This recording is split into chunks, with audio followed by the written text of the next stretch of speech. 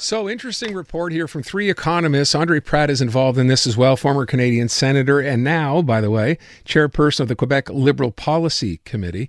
And what it does is take a look at the PQ Year 1 budget in an independent Quebec. So this was put together by some other economists, and these group of economists suggest that right now, looking at that document, some of the premises are unrealistic, and they also say there are regrettable omissions. So I thought we'd try to find out more. Andre Pratte is on the line. Mr. Pratte, thank you for your time. Thanks. Let's talk about this. So you have three economists, and I should point out in the article about this, it refers to the economists who went over this document as economists with federal roots. So is this partisan or nonpartisan? How independent actually is this? Well, I'm partisan, as you just mentioned. I'm involved with the Quebec Liberal Party. The three other economists are Alain Paquette, who was a former Liberal minister, so he's also with ties with the Liberal Party. But the two other economists, Robert Gagné is from HEC Montréal, and Louis Lévesque is a former federal official. They're both independent. They have no ties whatsoever with the Quebec Liberal Party, or for that matter, with any other political party. All right. So we could say it's only partly then partisan. You have two economists actually who came up with these numbers after looking at them. What was there one glaring issue here that you say is simply not real?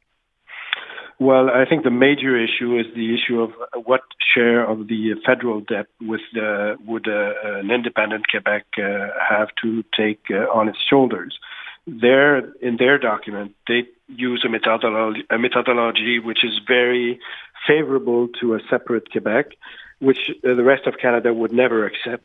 If you use another more realistic method of calculating this share of the federal debt, you come up with a number that is $50 billion more than what the PQ says.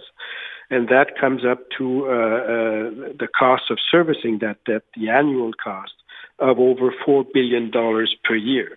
So those are not small numbers. They would make a major difference in the capacity of the government of an independent Quebec to provide public services to Quebecers should separation occur. So it would seem to me, as you're describing this, it would then have to do with the federal government in place at the time to decide how this formula would work? Well, it's an issue for negotiation, right? So both parties would have to negotiate what share of the federal debt would belong to Quebec. But in a negotiation, you have to compromise, and usually you have a stronger party in the negotiation that is in a better position. So in this case, Quebec, the PQ says, we have our method of calculating. It's the best method for us. It would serve Quebec well, and we take for granted that Canada would accept this method. But obviously, Canada won't do that. They will negotiate to protect their own interests. So whatever formula in the end is agreed to, if there's ever agreement on that, it's obvious that Quebec would pay billions of dollars more in servicing that debt than what is calculated in their Year 1 budget. You know, I had Jean-François Lisée on the show yesterday, and I brought this up because we already know that Paul Saint-Pierre Plamondon has come out and said, you know, this is not true. Not to be expected, by the way, that this is not accurate either. And I said to him, one of the issues was we talk about people who now work for the federal government who are employed in Quebec. What would happen then? That's 60,000 people from the number I saw. Yeah. Well, I mean, what they say in their document is that they would make major savings in taking over federally provided services, public services. Well, if you have major savings on federal programs, you have to lay off some of those 60,000 people. That's how you save money, right? So how many would be laid off? We don't know. They refuse to provide any number. And there's another issue.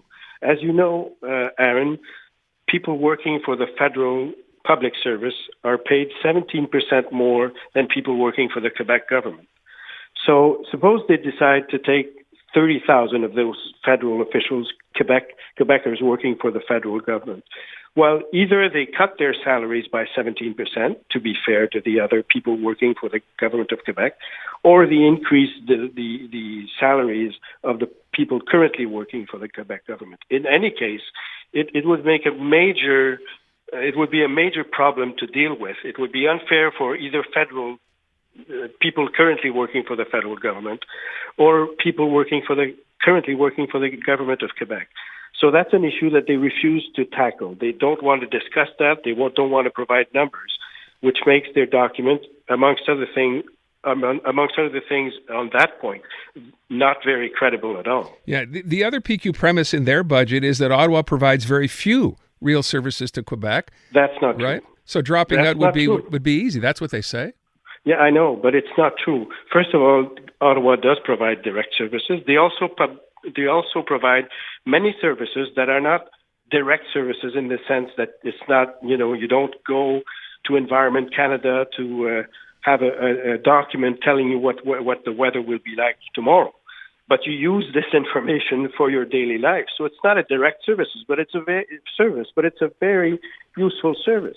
The same for the military, the same for Health Canada, the same for many other departments that provide useful services that are not direct services in the sense that it's not like you meet an official and get a sheet of paper, but it's a very useful service that the independent Quebec would have to provide, and their cost to provide those services would be very high. I just ask you one last thing, Andre. This idea, we talked about, I seem to remember when Pauline Marois was trying to make the pitch for independence, talking about how long the transition would be until we could kind of get out of the hole. What's in this document? Is there even a recognition that there would be a long transition period and it might be harder than we think? No, in their year one budget, what is really striking is that they mention often in the document that from day one, after independence is declared, from day one, that's what they write. From day one, the economic and financial situation of Quebec would be at the worst possibly imaginable as it is right now. And they believe that it would be much better. So that doesn't make any sense. And they give one example to support that theory. They give one example, the Republic of Montenegro. So if you want to trade Quebec as it is now with the independent Montenegro, you're welcome. But I don't think many Quebecers would like to make that choice. That's where we have to leave it. Andre, thank you so much. Appreciate your time today. Thank you. Take care.